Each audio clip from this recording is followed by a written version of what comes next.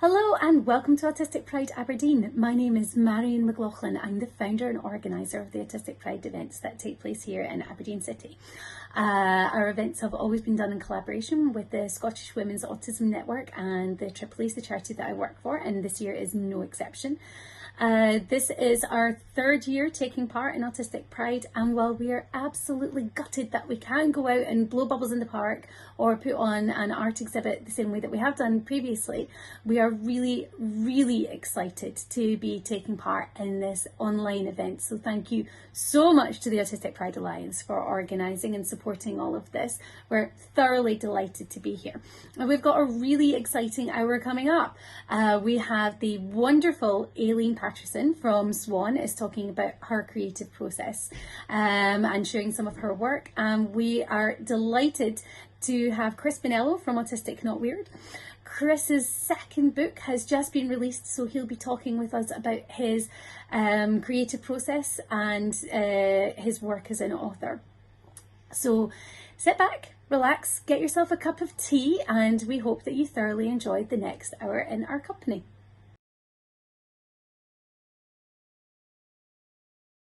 We have got two very special guests with us today. We have Chris Bonnello and Aileen Paterson. Chris, would you like to introduce yourself? Hello. Hello. Yeah, I'm Chris Bonnello. I'm a special needs tutor. Used to be a primary school teacher. I'm autistic myself. I'm also a writer, a speaker, autism advocate, and a novelist. And you maybe run a website, a small one. This thing called Autistic Not Weird, which started 5 years ago and seems to have caught on a bit. I think some people might have heard of it. Yeah. And you run some groups on Facebook too as well, so that must keep you very busy. Yeah, it's quite interesting when both your work life and your social life both kind of depend on Facebook. It really blurs the boundaries between work life and personal life, which is often a little bit problematic. But on the plus side, you get to do a lot of good for a lot of people, and probably feel more valuable than I've ever done before in my life, because I'm doing the stuff that people say that I'm good at. Yeah. No, I can pretty much relate to that, to be honest, as well. We have the same thing here too. And Aileen, hello Aileen. Hello. Hello. Would you like to introduce yourself? Yes, I'm an autistic writer and librarian, and I've also been doing a lot of art during lockdown. And what else did I? I volunteer with Swan and Glasgow Women's Library. So you two are highly creative. Yes, that's a question. Yeah, that's kind of loaded as well. You're highly creative, yes.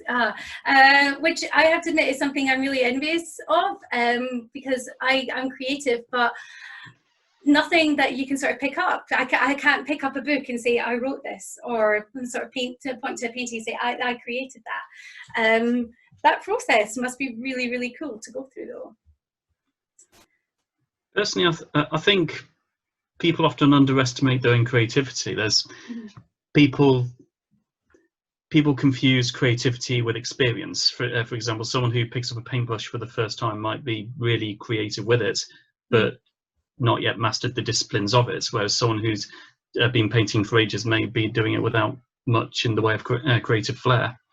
Yeah. And also, my first degree was in maths, funnily enough, and I remember one of my friends who was on the course, he had a dad who was a graphic designer and a mum who was a mathematician, and husband always used to say that his wife was the creative one of the two, because you do need a certain level of creativity to be a mathematician. That's often overlooked. So creativity doesn't have to be something you can physically pick up. It's something that's part of your thought process, basically. Yeah, I think that's kind of one of the things, because sometimes people will say to you, Marion, you're really creative, and it always takes me a while. It's like, okay, so I have these creative solutions to problems. That's really cool. And it's not what you traditionally think of as creative, is it? Yeah. And I think sometimes for me, with the creative process, sometimes it's just enjoying doing it rather than the finished outcome. Although some people might disagree, but having fun while you're actually doing the creating is just as important, I would imagine. Otherwise, what's the point in doing it?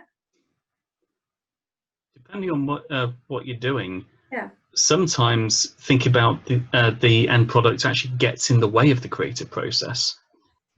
It's like I can't speak much for other forms of creativity, but when I'm writing, for example, I try to completely forget that I'm intending to publish it, because if I'm thinking about what a reader's going to see in this, what are they going to interpret, I completely forget to write the story that I actually want to write. As Stephen King calls it, writing with the door open versus writing with the door closed. If you're writing with the door open, you're writing the first draft of your novel, thinking about what the New York Times is going to say about it and so on. If you're writing the door closed, you're just expressing your own creativity without the judgments of other people looming over you. Yeah. Is that something that you have, Aileen, whenever you've been writing as well? Do you have an end product in view, or are you just going with the flow? I think as I've been writing poetry more, it's much more kind of spontaneous. I did actually write the first draft of a young adult novel, but I've never really got beyond that because I find plotting really difficult. I just don't know. I find shorter things easier actually, and just more fun, I think. I do sort of a lot of writing for wellbeing type groups that I go along to, and I'm sort of trying to get that started with Swan as well. That's something I enjoy more, so I'm doing that a bit more, whereas I find sort of just trying to come up with a plot a bit more tortuous and just not as fun. So yeah, just sort of enjoy just writing whatever sort of comes into my head a bit more, I think, and what's sort of happening that day, whereas something longer I just find it's like just gets a bit more arduous, and it's like less spontaneous and less fun maybe. But that's just me personally. I think everyone's obviously different in that way. Yeah, I think it must be really difficult whenever you're doing something creative, even because I remember whenever we were organising the art exhibit for Autistic Pride last year, we were kind of worried about sort of the reception that it was going to get and how it was going to go. And even though, I wasn't exhibiting anything of mine in it, that just as the thing itself was something that was in the back of my mind. And I think it's a bit of a shame whenever you're worried sometimes about the reception that you're going to get, and it gets in the way of the process, isn't it? And if you are going to have work that's going to be published and shared with other people, I tend to think that a lot of the creative things that I've done, it feels like it's bearing my soul. And then whenever people are talking about it, it's a really personal, it's like somebody saying something about your kid in some ways, isn't it? Yeah, your work kind of feels like your baby. So I feel a little bit protective over the views that other people have. Is that something you guys resonate with, or? Yeah, I think it's, sorry Chris, on you go. No, after you. I was going to say, it's the getting past the inner critic, I think, is for me and a lot of people is quite difficult, whether it's like poetry or writing or art, because it's you always think it's something to school, or whatever, you're just sort of you're sort of taught that it has to be a particular sort of thing, a particular style or whatever, and maybe you don't feel you fit with that, or you just feel you have to, for some reason. I think if you're doing something creative, if you're doing art or something, it's almost like you're not allowed to go through the process of just like learning the skill. You've got to be immediately amazing, or it's not worth doing, which is quite a weird way to look at it. I don't think there's anything else you would do that there's that expectation that it's not going to take you a while to build up, the skill level, so you can sort of feel more confident. So I think it's how it's almost like half of the thing is just to build up your own self-confidence and to feel that you have the right to do, and almost to write or whatever it is you're doing until you sort of get past that stage where you're just feeling like, oh, this is just such a lot of rubbish, I don't know, or just allowing yourself to write a lot of rubbish, and then eventually, hopefully, you'll write something that's half decent, and then that's okay, or you're happy with. I don't know, Chris, I don't know what you think. Yeah, I agree. And so on top of that, so I think there's a misconception that in order to be a valid creative person, you've got to be good at stuff. No, you haven't. So I heard this this analogy a little while ago about how bird song really makes the garden more beautiful, and the birds aren't professional singers. They don't subscribe to a certain curriculum to qualify as good singers. It's and so sometimes doing stuff just because it's fun it is enough. I mean, Yeah. Being an artist and creating yourself expressively through art could be drawing funny pictures with stick figures, and that's it. It doesn't have to be have to be Picasso or Van Gogh or anything like that. It's just whatever works for you. I think it's a borderline problematic when we say that you can only really qualify as a writer if you write stuff that's good enough to make money from it. You know, I was writing for let's see, so when I was 13. First novel got published when I was early 30s. So I was writing for basically 20 years before I made any money from my writing whatsoever. And you were still a writer through that time? Say again? You were still a writer throughout that whole time? Yeah. Absolutely. And to be honest, there are probably a bunch of unpublished authors who the quality of their writing is probably far better than mine, because unfortunately, well, it's what I'm calling the 50 Shades of Grey effect. The stuff that gets published is not necessarily the stuff that's good. It's just the stuff that's marketable. Mm-hmm. So, yeah, whether or not you're a professional something or other doesn't necessarily mean you're a good something or other. No. And also, you don't have to be a good something or other in order to enjoy that something or other. Absolutely, yeah. I think that is it, isn't it? It's whether or not it's something that you get a huge amount out of.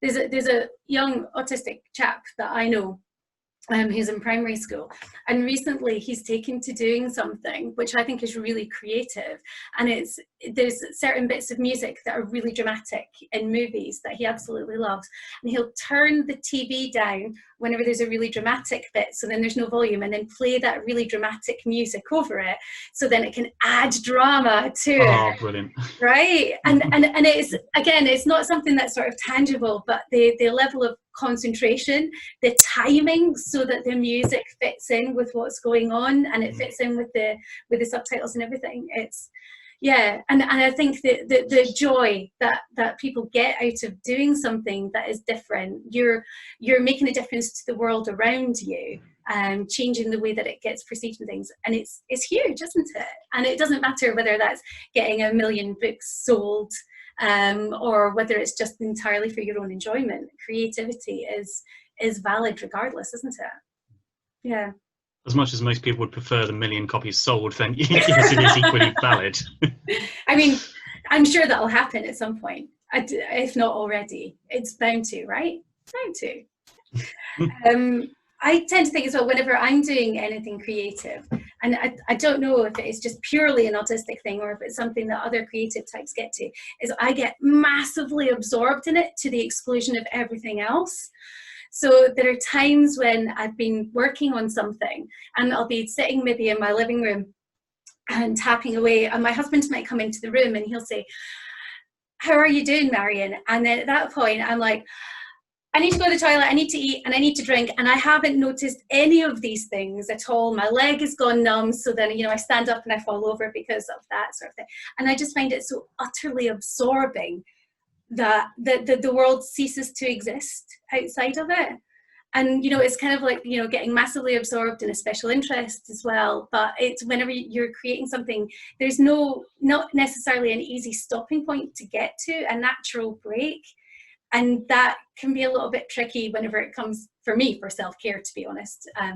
But yeah, is that something that happens with you guys whenever you're working as well? Is that, yeah. Yeah, definitely the art, especially because it's funny, the art is more something I do alone. The writing tends to be within groups, which is probably a bit different from how most people do it. And we get sort of timed writing prompts and things like that. So it's usually something like 7 minutes. So you've got a very fixed starting point and stopping point, which isn't very much. And then we share. So it's something that's, you know, not in any way done with a view to publication or anything like that.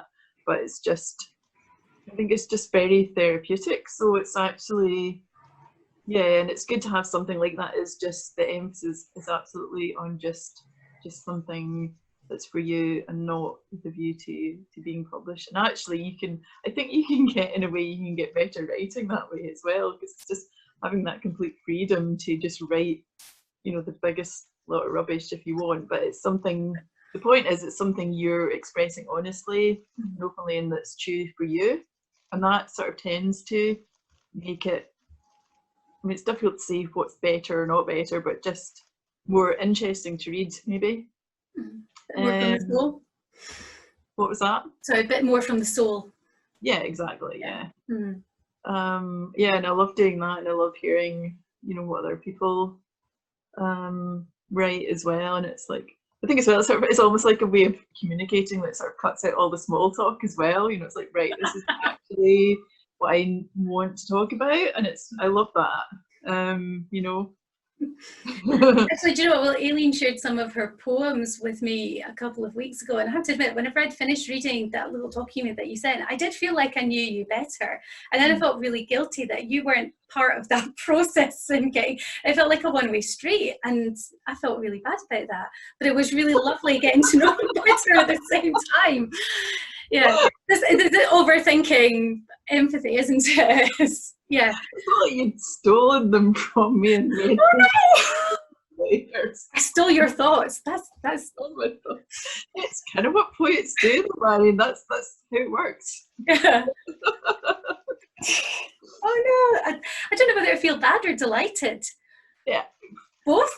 Your choice. Your choice. Whatever you think. Well, Chris, your books, you said that you wrote them, what was it, 10 years or so before? Yeah, the first draft of the novel that would eventually become Underdogs, which I swear is coincidence, just happens to be on the desk right there, because I've always picked them up for reference, and second one came out a few weeks ago, funnily enough. But yeah, the very first draft was written 10 years ago, and it's kind of beautiful, really. It was written as a coping mechanism for me being unemployed, and it was I wasn't doing anything else for my days, so I thought whenever I didn't get any work as a supply teacher, I'd go down to my local pub, have a pub lunch, write this ridiculous story about the most mathematically unwinnable war possible, and it was just something I wanted to express, really, because one thing that may go some way to explaining why so many autistic people love writing is because, generally speaking, the world is on everyone else's terms. Everyone else gets to decide the rules, and often it feels like we're either just along for the ride, or in any case, ability to influence the world around us is very limited. But in writing Underdogs and watching students write their stories as well, it is a universe where they get to make up the rules.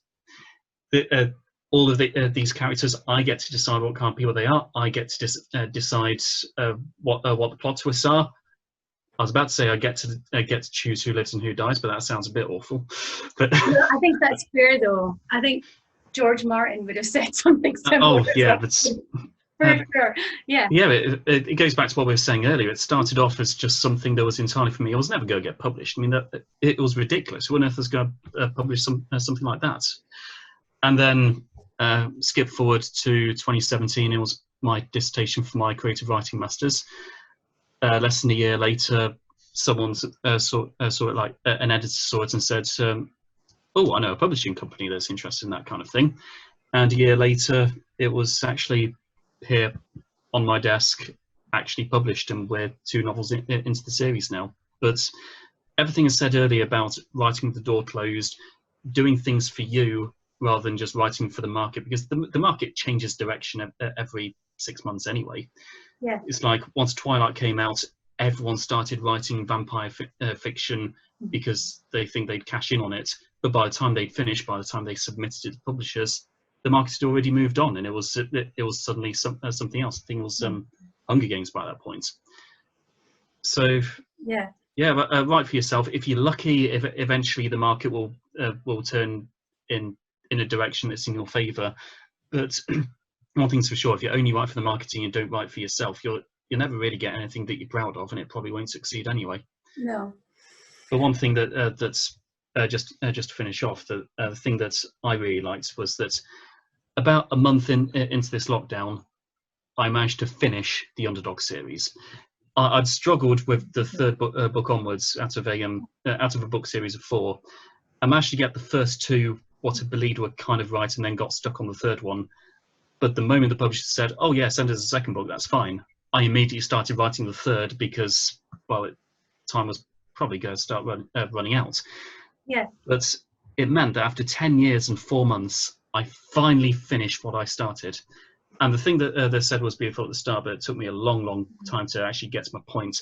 The same book series was started by an unemployed 20-something guy with mental health issues, just trying to keep his head above the water, was finished by a published novelist and an international speaker, and someone whose books people actually buy, despite that not actually being the intention. So yeah, it's been quite a journey. That is tremendous though, isn't it? And I think it's one of those things that a lot of people feel that that they get stuck into a place, and that whenever they are in a difficult place, that they are just the sum of their difficulties, that there's not any other kind of future. And it's one thing that I tend to say an awful lot to autistic people, is that you are much more than the sum of your difficulties. There is much more to you than that. You are all these joyful, glorious aspects as well. And some of those difficulties might never go away, but that does not mean that you cannot succeed. It doesn't mean that you cannot create something, and whether that's to get published and bought by a million people, or whether that's purely for your own enjoyment, that's still there. That doesn't change. And it's allowing yourself to see past that dark place, isn't it? Just to do something that's positive for you. And I think creativity is a really good thing for that. Yeah. I mean, you were talking about Aileen, writing as therapy as well, and I think it's a really good thing to be able to put the pen down onto paper, or to pick up the paintbrush, or to write a piece of music, or to do some dancing as a way of expressing how you feel. Yeah, I think the difficulty is, though, if you are in quite a dark place, sometimes it's having the sort of confidence or self-esteem actually just to allow yourself to do that. So that's sometimes why, you know, groups or things can be really useful, or just a bit of encouragement, you know, depending on how you're feeling. Because yeah, it's easy sometimes just to start, especially if you start a novel. It's like, I mean, well, as you know, Chris, it can take a while. So it you know, can be quite easy to get discouraged along the way and things. So just, or you know, having some kind of support to do that as well, I think could be really good. Yeah, I can't imagine sort of having 3-4 books sort of in an idea. I mean, did you have a vague area of where you wanted it to go, or was it just, let's take these characters and run with it, see how you feel at the time?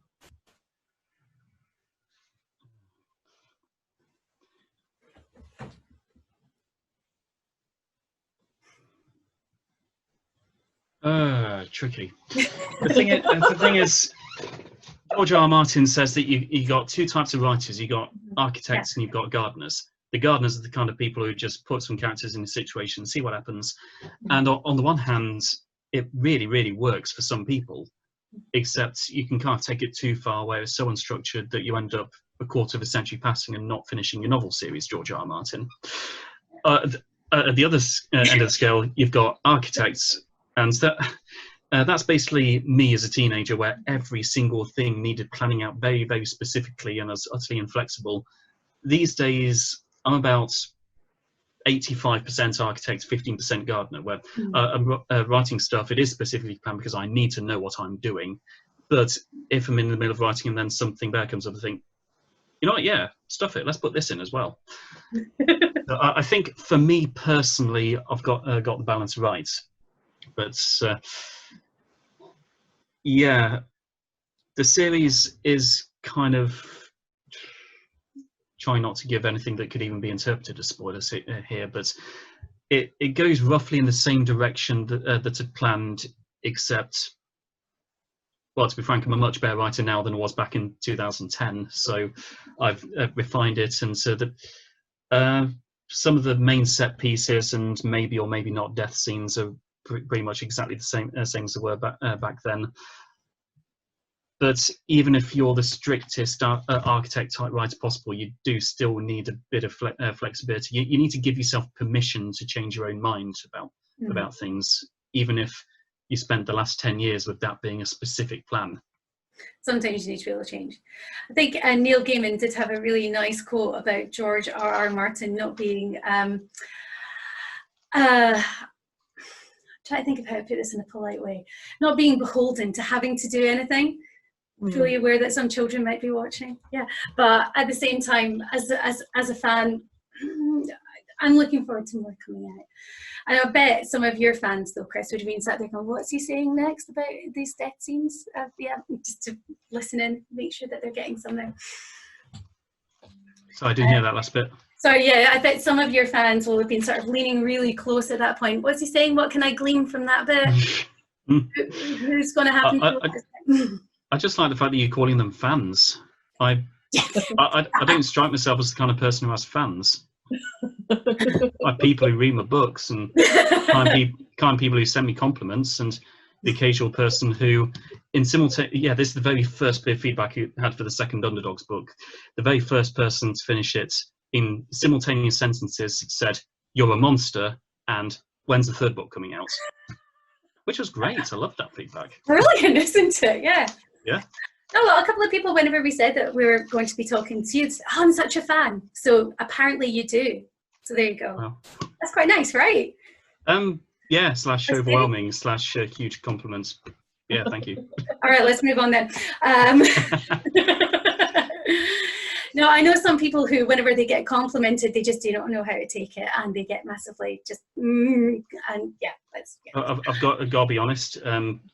When I first started Autistic Not Weird, I started on the back of several years of inferiority complex. Like, people like me aren't supposed to get compliments, you know. I mean, you're supposed to be good at things like chess and writing, stuff with no real life applications. I mean, I'm never going to get a career as a writer, but the things that really, really matter are the things that I'm bad at. And so all these other non-autistic people, casting judgment, etc., etc. I'm sure you know how it is.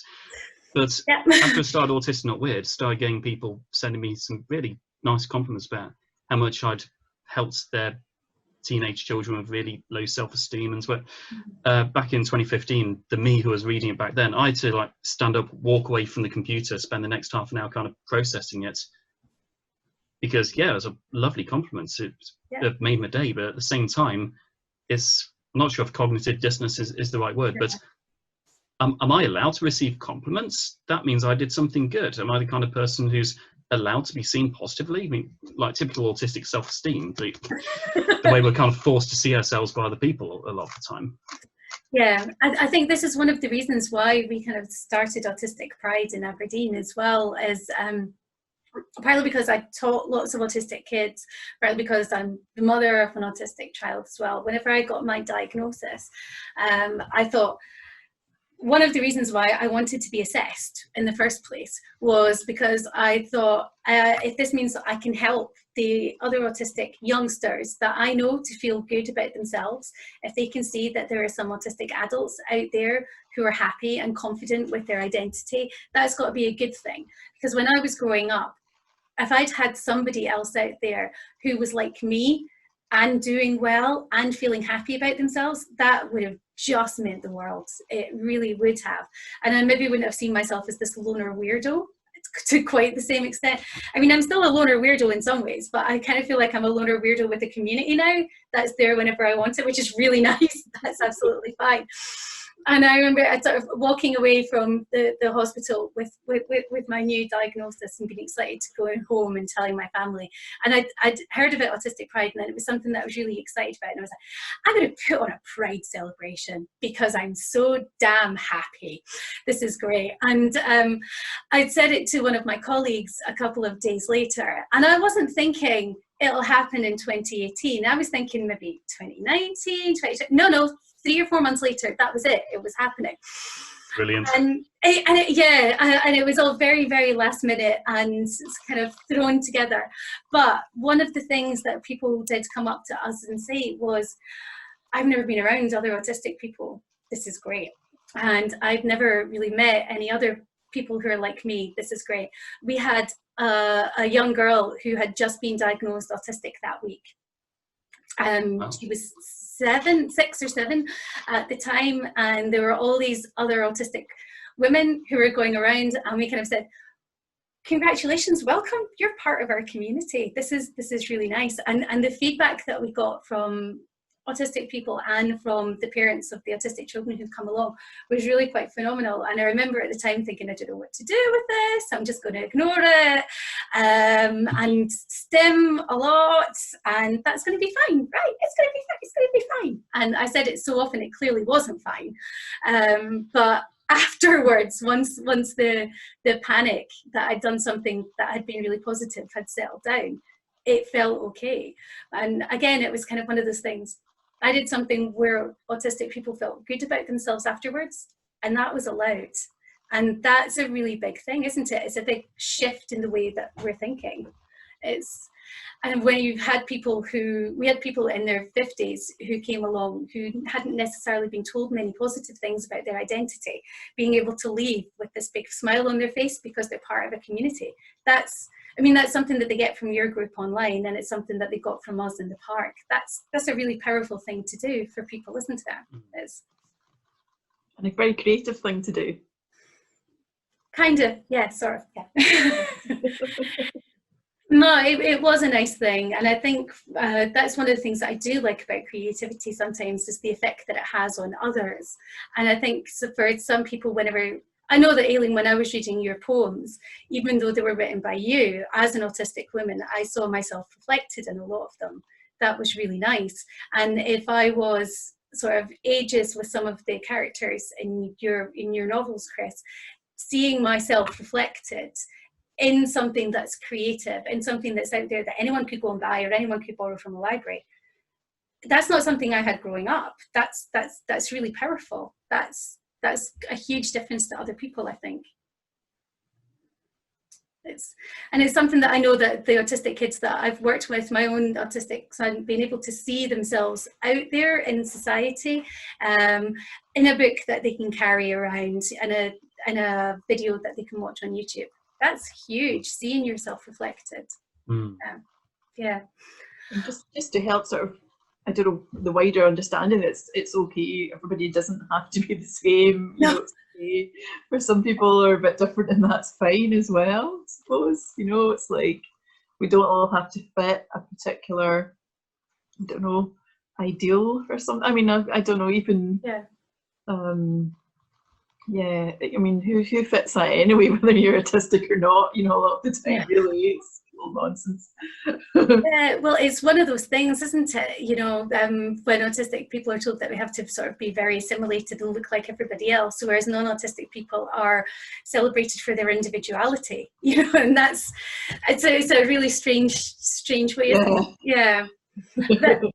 But that is one of the things that we do have, because some people sent us some artwork that we could have a very quick look at, if I can work out the technology to do it, was looking at their autistic experiences and sharing them too. So shall I see if I can possibly share the screen, if it might work, because it worked so well earlier. Yeah. Let's have a look. Okay. Yeah, so this was our art exhibit that we did last year. We were at Union Square in Aberdeen, which is one of the newest shopping centres. And every once in a while, they do take in charities to do a little bit of work. And they said that our art exhibit was the one that got the most engagement with the shoppers that they'd ever seen. People were coming by who weren't expecting to see an exhibit, and it was all pretty much manned by autistic people. So getting to see that was something that they found incredibly cool. Yeah, this is what I was talking about with sharing your autistic experiences through art. And I remember the first time I saw this by Aspie Girl, and thank you, Aspie Girl, for letting us share it. It so resonated with me. It felt like seeing myself on the screen. And it's something that some of the autistic men that I've worked with have looked at it and they thought exactly the same thing as well.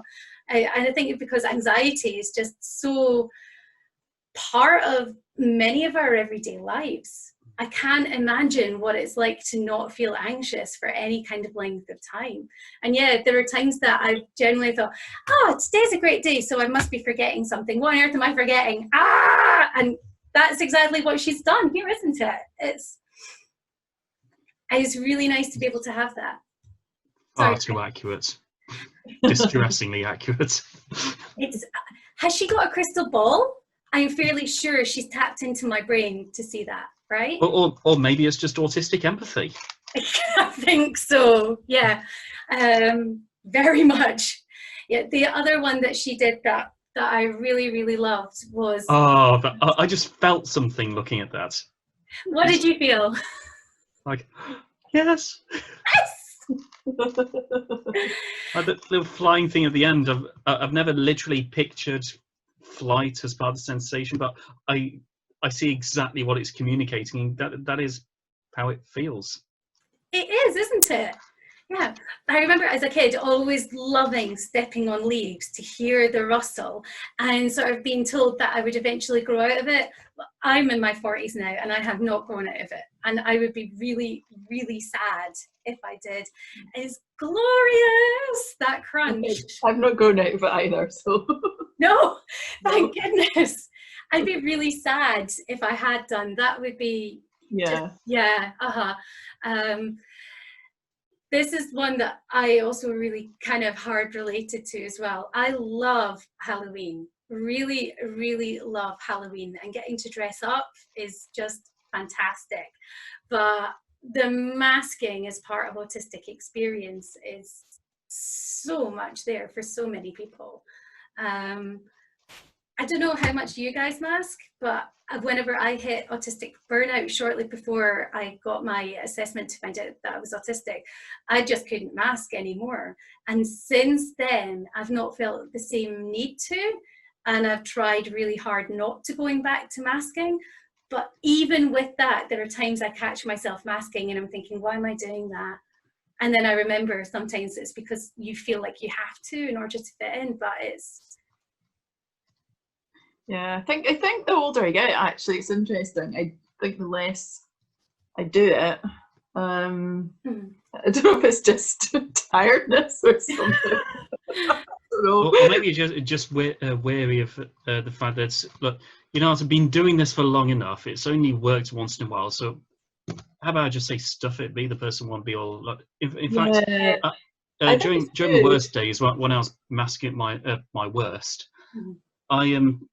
One of the things that kind of helped me out of that was realizing that,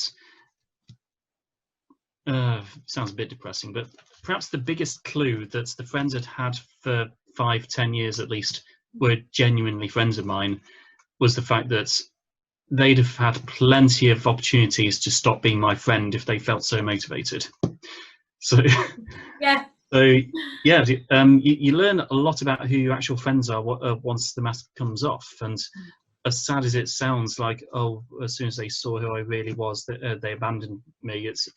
It sounds depressing, but that sounds a lot like the other person's got the problem and not you. Yeah, yeah. And really, how much should you have valued the people who liked a fake version of you rather than the people out there, some of whom you may not have met yet, who would actually value the actual version of you? The genuine one, yeah. Yeah. I think about a year or so after I got my autism diagnosis, I did turn around to one of my friends who knew me shortly before I got assessed, at a time when I was masking really, really hard and had since not really masked at all. And I said, you know, am I really different now? You know, are you still as comfortable with me now as you were before? And she's like, Marion, you're just the same old weirdo you always were, so it's fine. And at that point, I kind of fell in love with her. I was like, this is great. Yeah, you're fine. I'm really happy to hear that. So that's okay.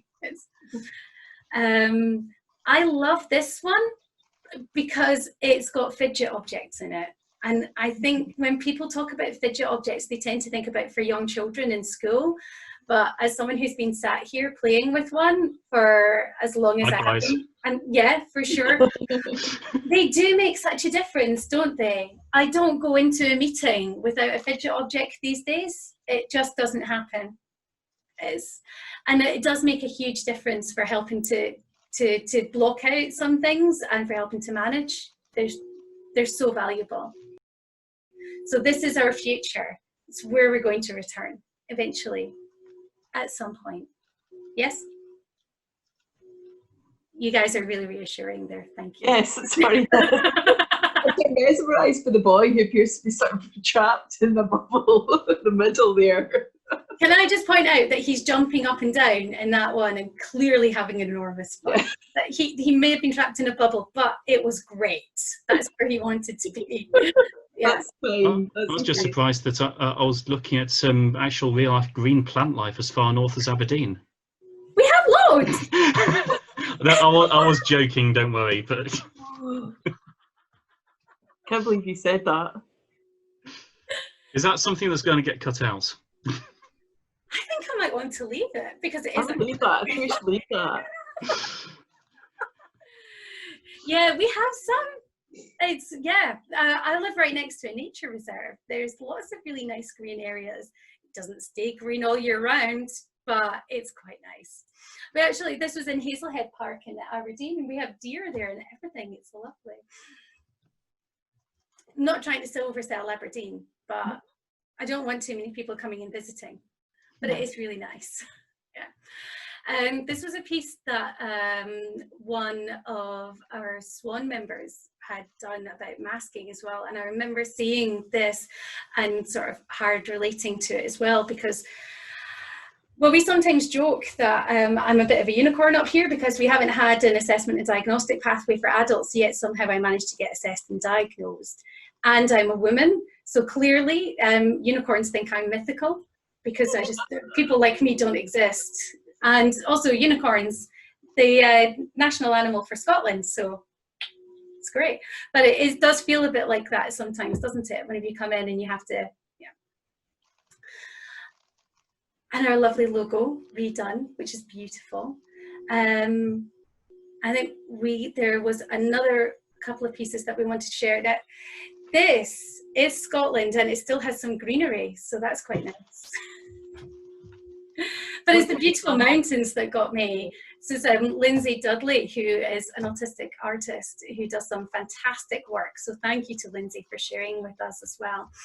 And I think that creative process, that getting caught up in it and being able to explore your world and shape it yourself is something that I think she kind of hard relates to. And I wanted to share this as well because at the beginning of lockdown, Lindsay very, very generously decided that she was going to take some of her paintings, put them outside where she lives and give them away. Normally she would be charging for her beautiful artwork, and rightly so, but knowing that people were going to get fed up of just looking at the walls inside their house, she massively generously gave away some free art. I mean, how cool is that? That's quite amazing. It is. I mean, that's a tremendous amount of empathy right there, and generosity. So massive kudos to her for doing that, I think. Aileen, this is another one of yours. Yes. Yep. Yeah. So you decided to take some of the pictures that we took from Autistic Pride and render them in Lego. Yeah, as you do. As you do. I thought they were lovely. It was really pretty. And that dog is exactly like the dog that came along just then. Yeah. It was really funny trying to get the bubbles though, because I was like, I was trying to balance this Lego and film on my phone and blow bubbles all at the same time. And it was just like... So you maybe did a team. I could have done, but you could have done with the team. So I was like, okay, this is not easy, but yeah, it sort of worked.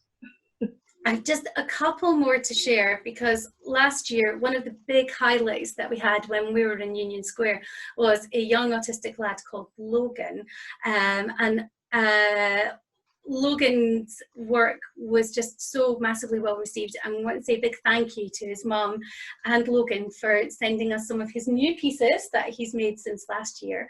And Logan is 6. He's just 6 years old, and the amount of detail that he puts into his work, I think, is just stunningly gorgeous, and so creative. Where did these ideas come from? They're gorgeous, aren't they? It's, this was the dinosaur was one of my absolute favorite pieces from last year. Cool. It is incredibly cool. He was 5 whenever he drew that, which was really cool. And the solar system right down next to it. I mean, the scale, the detail on the scale there as well was just absolutely wonderful. I was really impressed. And yeah, I think this has to be one of your favorites, right? Oh yeah. Yeah. Beautiful chess pieces. So I think we need to check out and see if he's free for a game of chess at some point. And again, I think the anthropomorphism of the vegetables in the garden. I mean, I don't know about you guys, but I'm fairly sure that everything is alive an awful lot of the time. And, you know, I want to treat everything really carefully because it's a person. And it's one thing that one of my colleagues does as well. So he describes himself as an animist.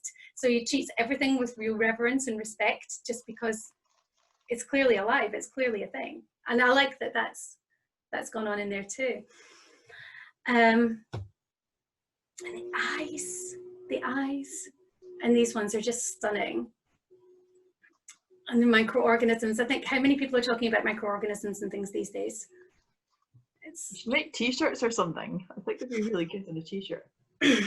Well, that is something that he and his family could consider, couldn't it? Yeah. I mean, that's a movie right there, clearly. I would definitely go and watch that one. And Pokemon. I don't know what the percentage of autistic people who have Pokemon as a special interest is, but it's got to be high, for sure. So I really like that he was able to take that into, and sharks.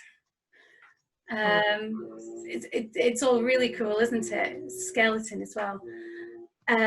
So I think we're really very, very lucky that Logan has been very kind enough to share all of these beautiful pieces with us too. So thank you. And I think last we have some really gorgeous photography from another member of Swan, which is just stunning. I mean, how often, every time I see a cobweb, I always think that I should be taking a photo, but to get it with all those beautiful dewdrops on and get the light in at the background and everything as well, it's just stunning.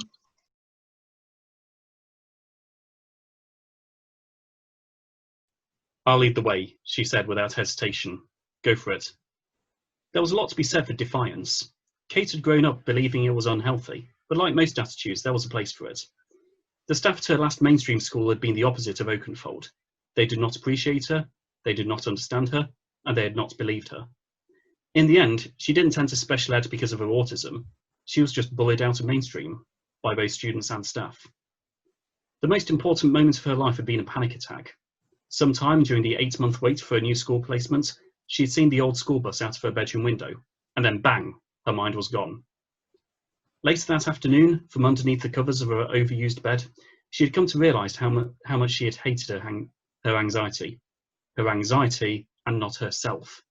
It had been the moment she had decided to stop hating the person she truly was, rather than the tiny part of her which often took over the rest of her personality. From then on, she had confronted her fears wherever she had found them. The anxiety remained, but its grip wasn't quite as tight. Thanks to her defiance in the face of mental health problems, it's been less difficult to start at Oakenfold being a special school. But even without the improvements to her life, she would have done it just for the satisfaction of kicking her anxiety in the balls. There you go. When I am famous, I shall wear velvet, designer labels and vintage lace. I will refrain from washing dishes or scrubbing floors, clearing tables or ironing clothes. I will make long speeches at dinners where everyone hangs on my every word. I will have a butler in a smoking jacket who makes peach bellini for breakfast, irons my newspapers even though I don't read them. I will keep sleek black Labradors who sprawl in front of a log fire the size of a small room, and I will have a library the size of a house and a house the size of a castle. I won't bother with cold callers, emails or junk mail. My people will see to that. I will sit back and relax in my villa on the Italian Riviera. I will lounge in cafes, pout in expensive clothes and giant sunglasses, pretend to be offended if anyone pays me any attention, and I will grow old disgracefully and live wondrously as a firework, fabulous to my last breath. Nice. That was great, thank you. I do love that. Is that your future? Who knows? Who knows? When people see your art, clearly. As long as we can borrow the butler sometimes as well, because Bellini for breakfast sometimes might be quite lovely. Yeah, you can come visit, don't worry. In moderation, obviously.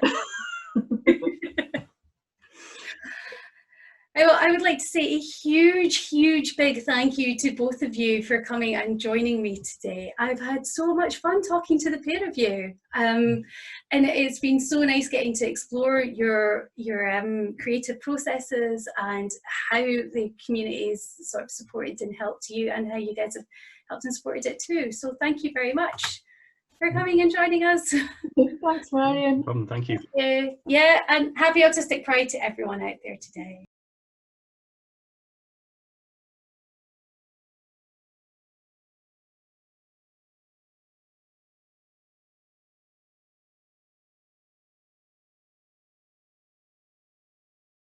Yeah, let's do this.